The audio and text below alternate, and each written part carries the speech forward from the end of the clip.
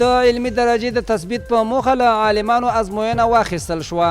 له زرو څخه زیاتو دیني عالمانو او د دیني مدارسو طالبانو د خپلو علمي درجو د تثبیت په موخه د کندوز د پوهنې ریاست لخوا په جوړه شوې دیني ازموینه کې برخه اخیستې وه. د کندوز د پوهنې ریاست د چارواکو په وینا له ازموینې وروسته به سیالي کوونکي د خپلو استعدادونو په کچه تعلیمي او تحصیلي برخو ته ور وپېژندل شي. دا دوهم ځل دی چې د کندوز د پوهنې ریاست په دغه ولایت کې د دیني زده کړو د تایید لپاره ازموینه اخیستل کیږي او ورته به تحصیلي اسنادونه ورکړل شي. د کډوالو او راستنیدونکو د ستونزو د حل په موخه په ولایت مقام کې غونډه.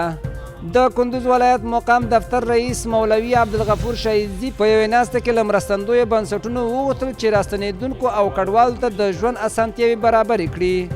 له بلې خوا ویل کېږي چې په کندوز کې د تیر کال په پرتله د راستنیدونکو شمیر زیات شوی دی.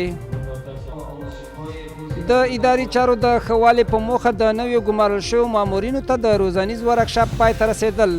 د کمپیوټر مدیریت او اداري برخو کې د ملکي خدمتونو 100 تنه نوي مامورین له دغو زده کړو فارغ شول. دغه کورس د کندوز ولایت د تخنیکي او مسلکي زده کړو ریاست لخوا د نویو ګمارل شویو مامورینو د مسلکي کولو او د هغوی د کاري ظرفیت د لوړولو په موخه تنظیم کړی و. د کندوز ولایت د خان آباد ولسوالۍ لرې پرتو کلو لپاره یو ګرځنده روغتیایي مرکز په کار پیل وکړ.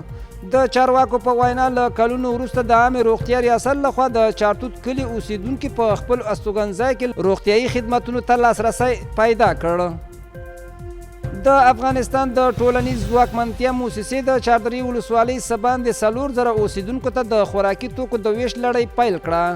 د دغه کورنیو سروې له وړاندې شوې وه او هرې کورنۍ ته اوړه، غوړي او نور خوراکي توکي ورکړل شي.